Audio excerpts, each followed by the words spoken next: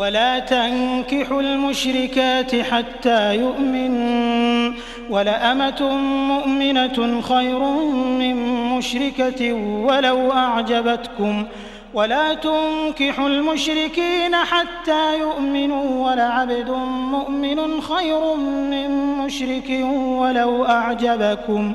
أولئك يدعون إلى النار والله يدعو إلى الجنة والمغفرة بإذنه ويبين آياته للناس لعلهم يتذكرون ويسألونك عن المحيض قل هو أذى فاعتزلوا النساء في المحيض ولا تقربوهن حتى يطهرن فإذا تطهرن فأتوهن من حيث أمركم الله إن الله يحب التوابين ويحب المتطهرين نساؤكم حرث لكم فأتوا حرثكم أنى شئتم وقدموا لأنفسكم واتقوا الله واعلموا أنكم ملاقوه وبشر المؤمنين ولا تجعلوا الله عرضة لأيمانكم أن تبروا وتتقوا وتصلحوا بين الناس والله سميع عليم لا يؤاخذكم الله باللغو في أيمانكم ولكن يؤاخذكم بما كسبت قلوبكم والله غفور حليم للذين يؤلون من نسائهم تربص 4 أشهر فإن فاءوا فإن الله غفور رحيم وإن عزموا الطلاق فإن الله سميع عليم والمطلقات يتربصن بأنفسهن 3 قروء ولا يحل لهن أن يكتمن ما خلق الله في أرحامهن إن كن يؤمن بالله واليوم الآخر وبعولتهن أحق بردهن في ذلك إن أرادوا إصلاحا ولهن مثل الذي عليهن بالمعروف وللرجال عليهن درجة والله عزيز حكيم الطلاق 2 فإمساك بمعروف أو تسريح بإحسان ولا يحل لكم أن تأخذوا مما آتيتموهن شيئا إلا أن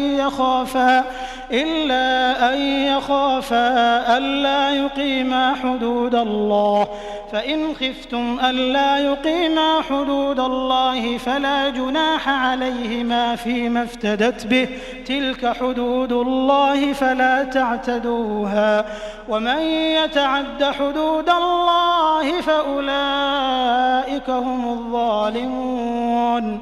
فإن طلقها فلا تحل له من بعد حتى تنكح زوجا غيره فإن طلقها فلا جناح عليهما أن يتراجعا إن ظنا أن يقيما حدود الله وتلك حدود الله يبينها لقوم يعلمون وإذا طلقتم النساء فبلغن أجلهن فأمسكوهن بمعروف أو سرحوهن بمعروف ولا تمسكوهن ضرارا لتعتدوا ومن يفعل ذلك فقد ظلم نفسه ولا تتخذوا آيات الله هزوا واذكروا نعمة الله عليكم وما أنزل عليكم من الكتاب والحكمة يعظكم به واتقوا الله واعلموا أن الله بكل شيء عليم وإذا طلقتم النساء فبلغن أجلهن فلا تعضلوهن أن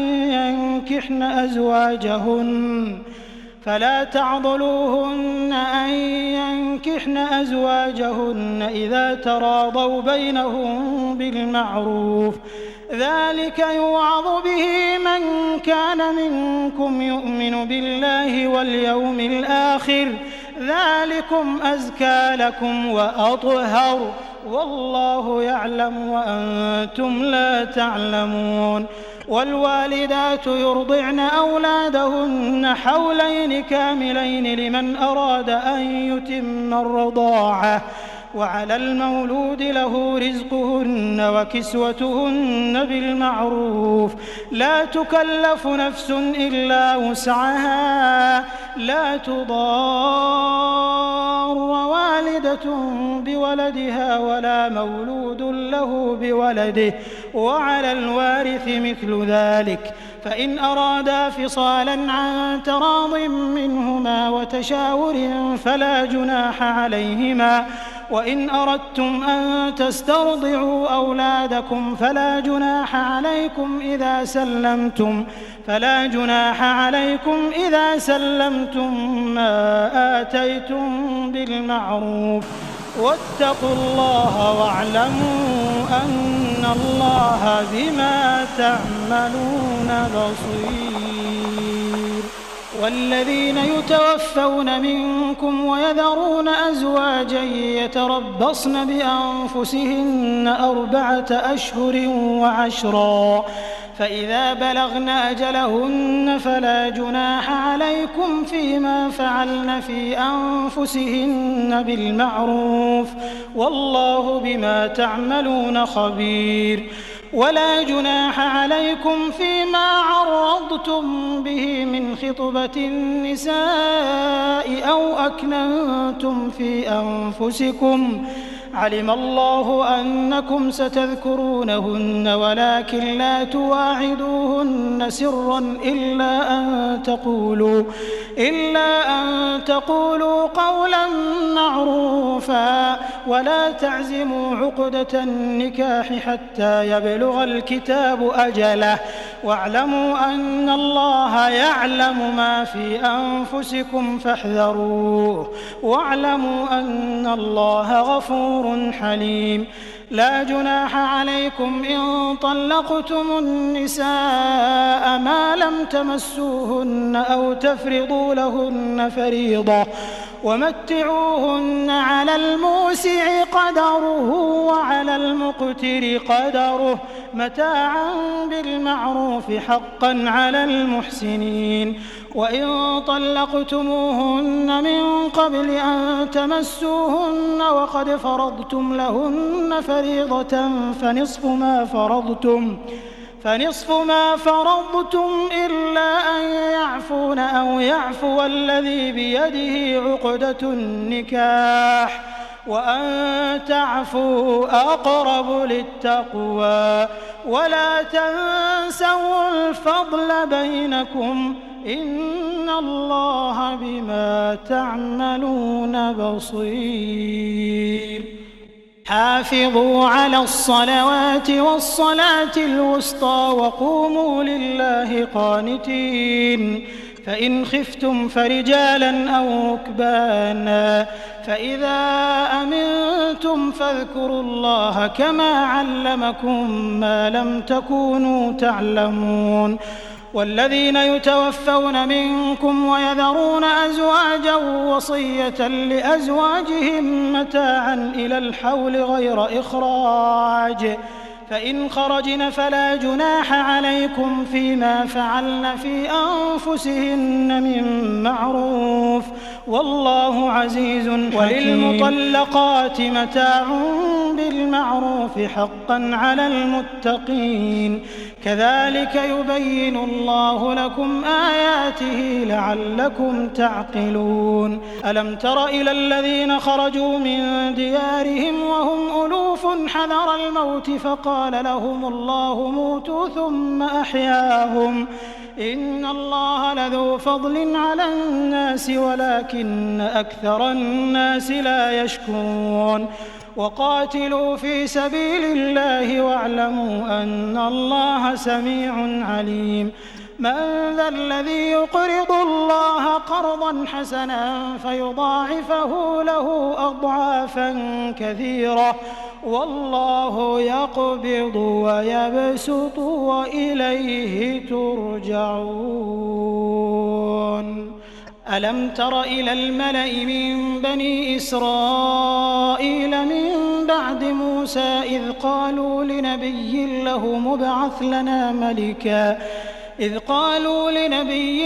مبعث لنا ملكا نقاتل في سبيل الله قال هل عسيتم إن كتب عليكم القتال ألا تقاتلوا قالوا وما لنا ألا نقاتل في سبيل الله وقد أخرجنا من ديارنا وأبنائنا فلما كتب عليهم القتال تولوا إلا قليلا منهم والله عليم بالظالمين وقال لهم نبيهم إن الله قد بعث لكم طالوت ملكا قالوا أنى يكون له الملك علينا ونحن أحق بالملك منه ولم يؤت سعة من المال قال إن الله اصطفاه عليكم وزاده بسطة في العلم والجسم والله يؤتي ملكه من يشاء والله واسع عليم وقال لهم نبيهم إن آية ملكه أن يأتيكم التابوت فيه سكينة من ربكم وبقية مما ترك آل موسى وآل هارون تحمله الملائكة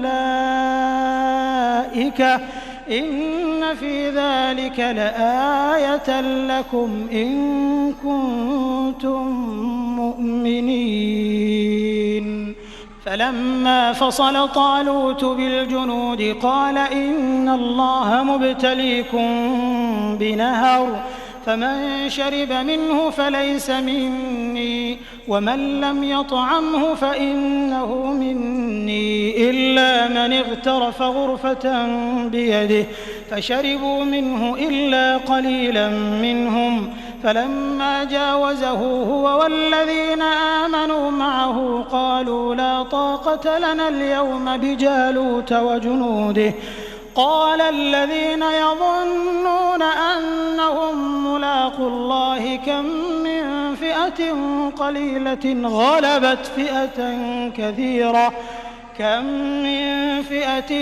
قليلة غلبت فئة كثيرة بإذن الله والله مع الصابرين ولما برزوا لجالوت وجنوده قالوا ربنا أفرغ علينا صبرا وثبت أقدامنا وانصرنا على القوم الكافرين